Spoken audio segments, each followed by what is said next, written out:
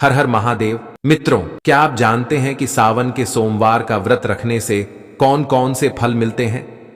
किन स्त्रियों को यह व्रत रखना चाहिए और किन्हें नहीं रखना चाहिए?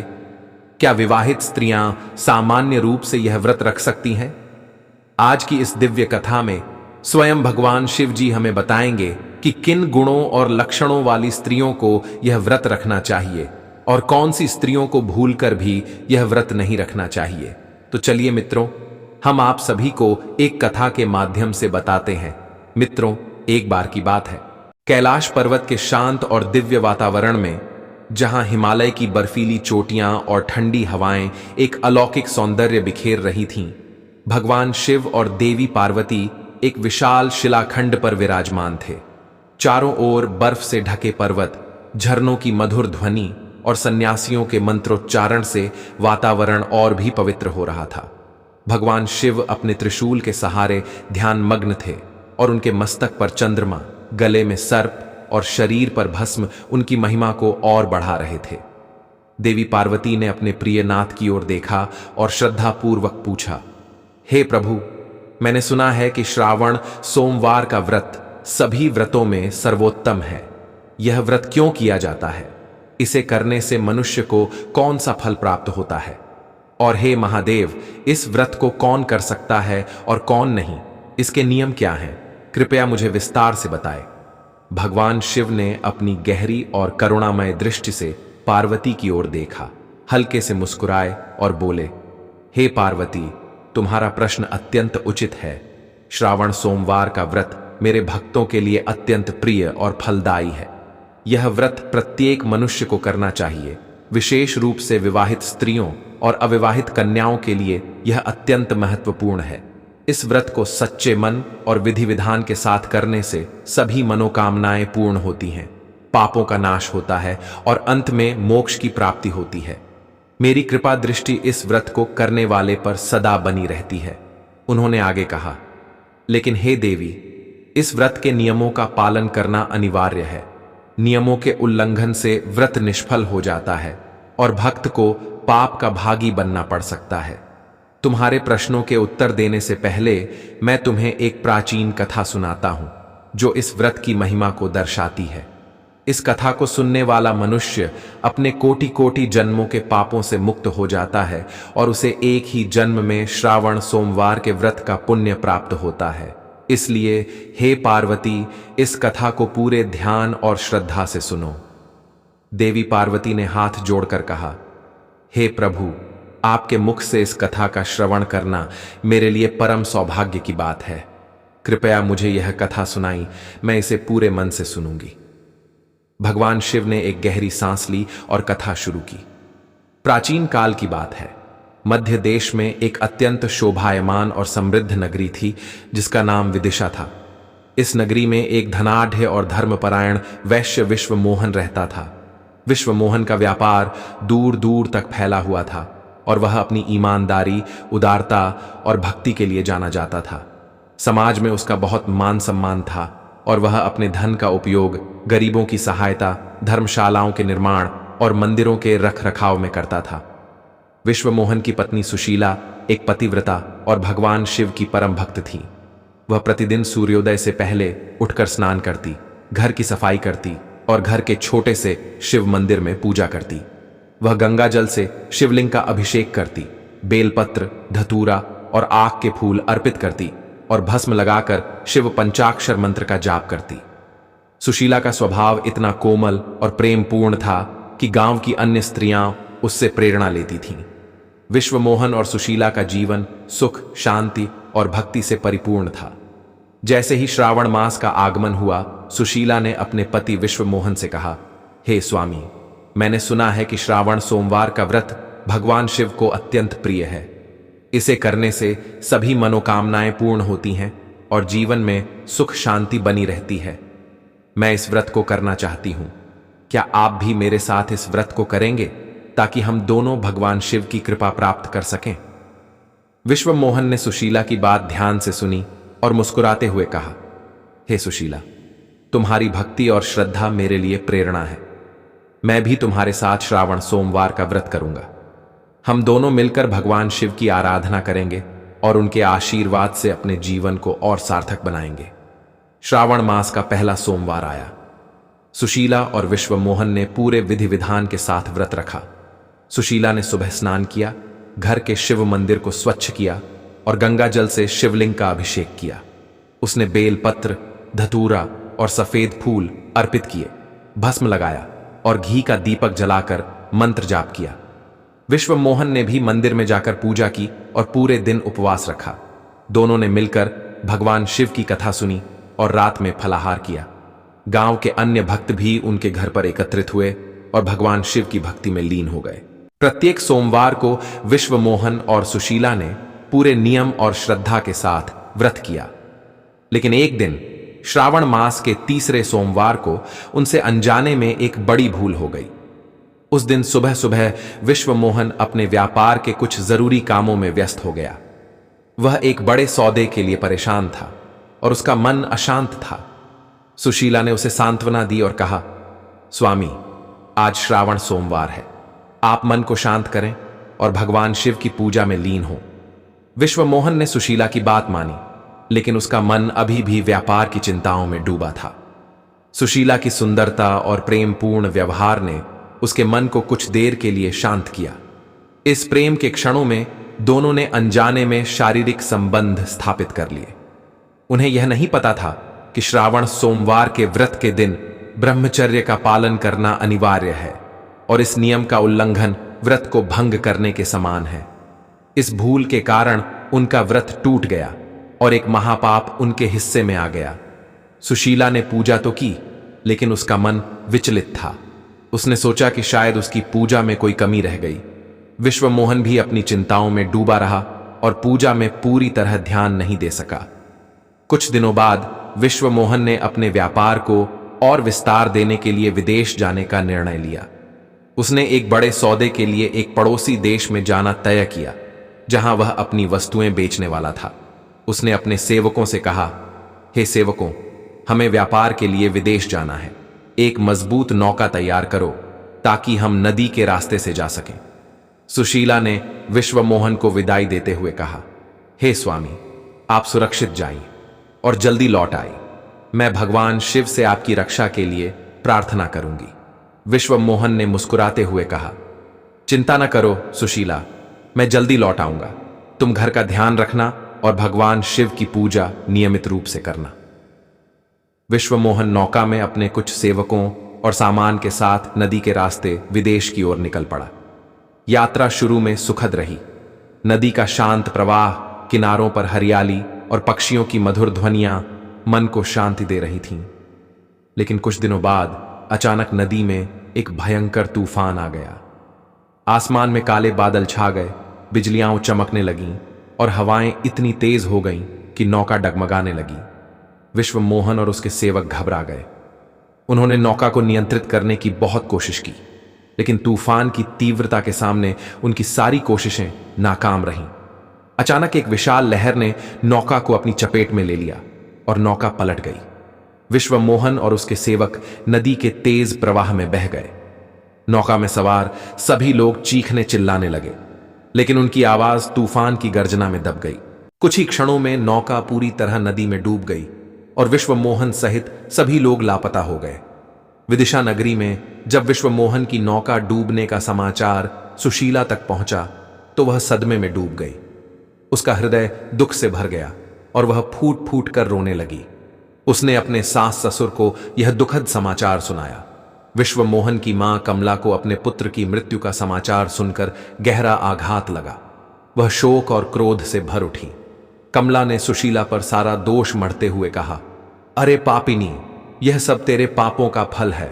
तूने अवश्य ही कोई महापाप किया है, जिसके कारण मेरा बेटा इस तरह असमय काल के गाल में समा गया।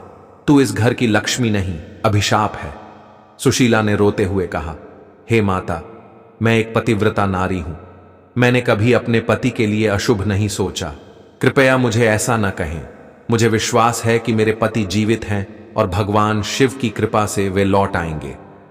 कमला ने क्रोध में कहा, अरे कुल्लटा, तू भोली बनने की कोशिश मत कर।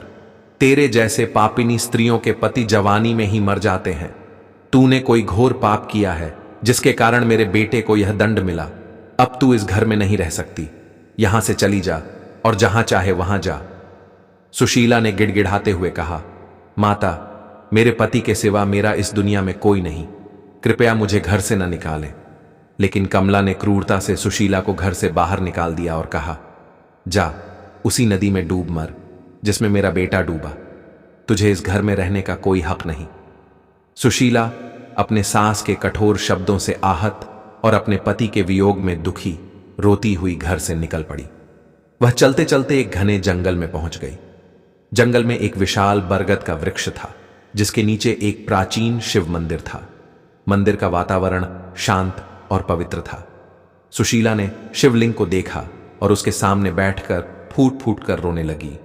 उसने प्रार्थना की, हे भोलेनाथ, मुझसे ऐसी क्या भूल हो गई कि मुझे यह दंड मिला। आप तो दया के सागर हैं, आप सबको क्षमा कर देते हैं। फिर मेरे द्वारा ऐसा कौन सा पाप हुआ जो क्षमा के योग्य नहीं? कृपया मेरी भूल बताई और मेरे पति की रक्षा करें। सुशीला ने घंटों तक शिवलिंग के सामने प्रार्थना की, लेकिन उसे कोई जवाब नहीं मिला। उसका मन और अधिक विचलित हो गया। उसने सोचा, यदि मेरे पति की मृत्यु के लिए मैं ही जिम्मेदार हूं तो मुझे जीवित रहने का कोई अधिकार नहीं। एक पतिव्रता स्त्री को अपने पति के साथ ही मर जाना चाहिए। यह सोचकर उसने आत्महत्या करने का निश्चय किया। वह उस नदी की ओर चल पड़ी जिसमें विश्व मोहन की नौका डूबी थी। जैसे ही सुशीला नदी के किनारे पहुंची और छलांग लगाने वाली थी, तभी एक चमत्कार हुआ। भगवान शिव एक साधु के रूप में प्रकट हुए। उनका स्वरूप तेजस्वी और शांत था। उन्होंने सुशीला का हाथ पकड़ा और कहा, हे पुत्री, रुक जाओ। यह क्या अनर्थ करने जा रही हो? आत्महत्या सबसे बड़ा पाप है। किसी भी मनुष्य को अपने प्राण लेने का अधिकार नहीं। सुशीला ने साधु को देखा और रोते हुए बोली, हे मुनिवर, मुझे जीवित रहने का कोई अधिकार नहीं।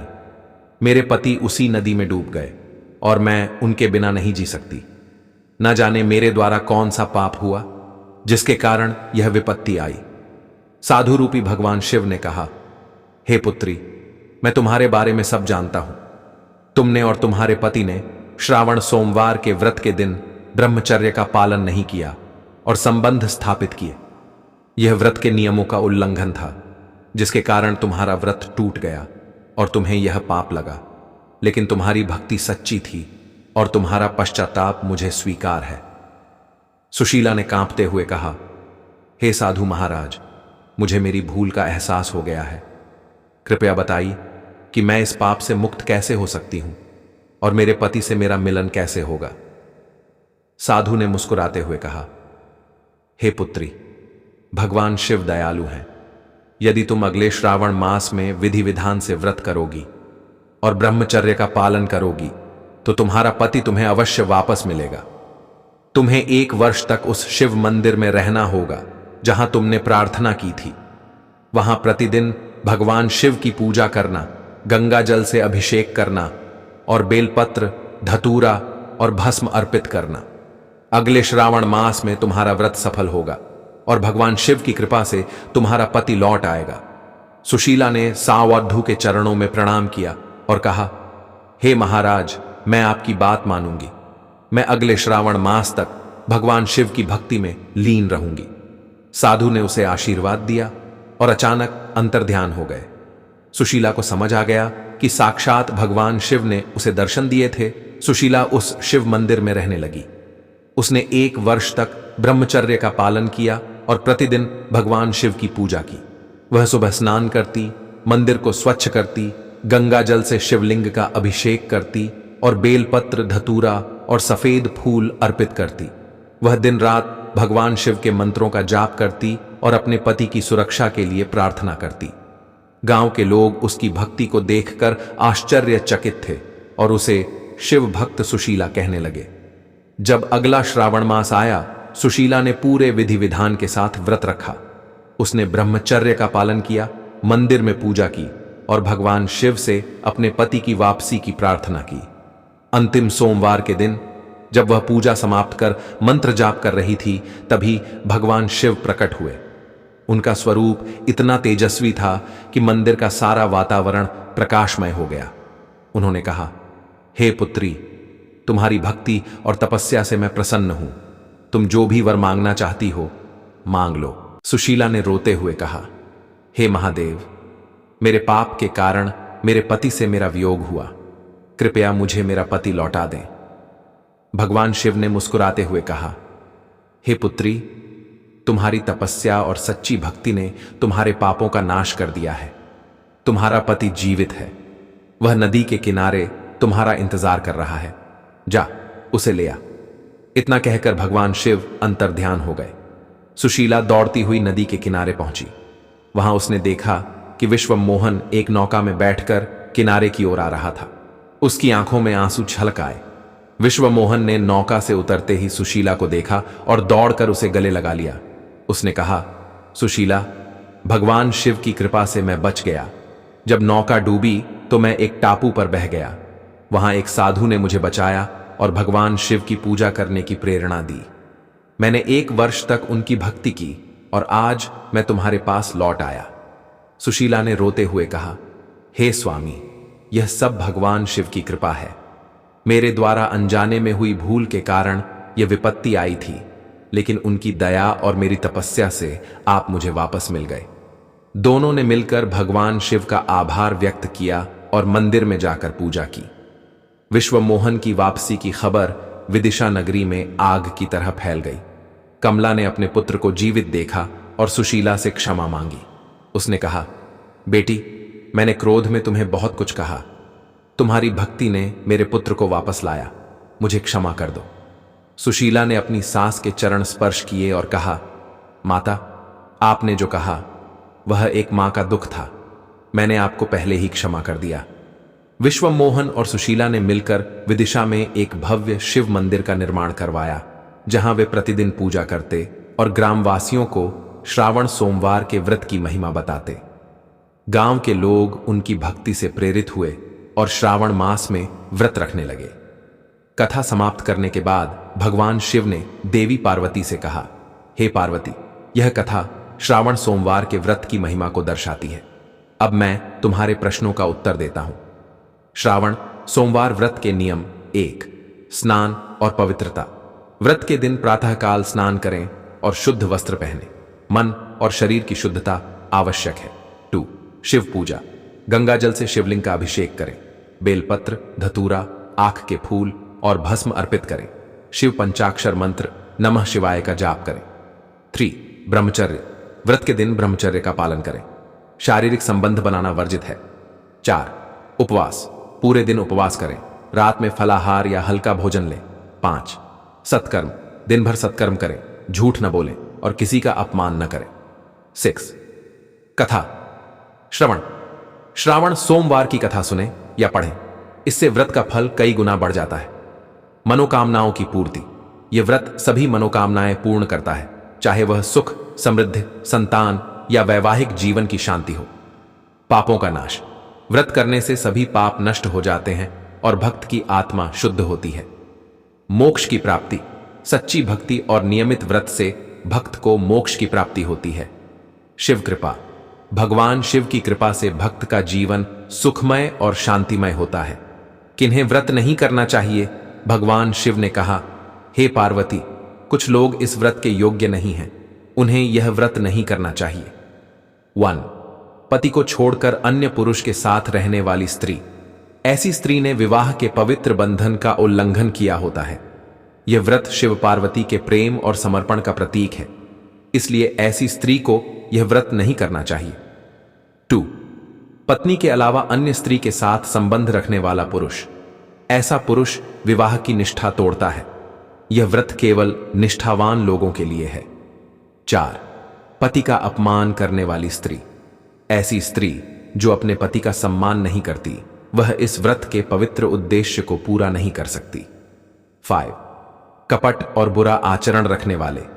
कपटपूर्ण मन और बुरे आचरण वाले लोग इस व्रत के लिए योग्य नहीं हैं, क्योंकि यह व्रत आत्मशुद्धि और सत्कर्म का प्रतीक है। यह कथा सुनकर देवी पार्वती ने भगवान शिव को प्रणाम किया और कहा, हे प्रभु, आपकी कृपा से मैंने श्रावण सोमवार के व्रत की महिमा और नियम समझ लिए। यह कथा हर भक्त को प्रेरणा देगी। भगवान शिव ने कहा, हे पार्वती, यह कथा युगों युगों तक मेरे भक्तों को प्रेरित करेगी। जो भी इस कथा को श्रद्धा से सुनता है उसके सभी पाप नष्ट हो जाते हैं और उसे मेरी कृपा प्राप्त होती है। श्रावण सोमवार का व्रत सभी के लिए लाभकारी है, बशर्ते इसे सच्चे मन और नियमों के साथ किया जाए। मित्रों, यह कथा हमें सिखाती है कि श्रावण सोमवार का व्रत सच्ची भक्ति, आत्मसंयम और सत्कर्म का प्रतीक है। भगवान शिव की कृपा से कोई भी संकट असंभव नहीं है। हमें इस व्रत को विधि विधान से करना चाहिए और नियमों का पालन करना चाहिए। यदि अनजाने में कोई भूल हो जाए तो पश्चाताप और सच्ची भक्ति से भगवान शिव उसे क्षमा कर देते हैं। तो आइए इस श्रावण मास में हम सभी सच्चे मन से भगवान शिव की पूजा करें, उनके व्रत का पालन करें और हर हर महादेव का उच्चारण करें। यदि आपको यह कथा पसंद आई तो कृपया कमेंट बॉक्स में हर हर महादेव अवश्य लिखें। इस वीडियो को लाइक करें, चैनल को सब्सक्राइब करें और अपने मित्रों और परिवार के साथ इस कथा को साझा करें। भगवान शिव की कृपा आप सभी पर बनी रहे। हर हर महादेव।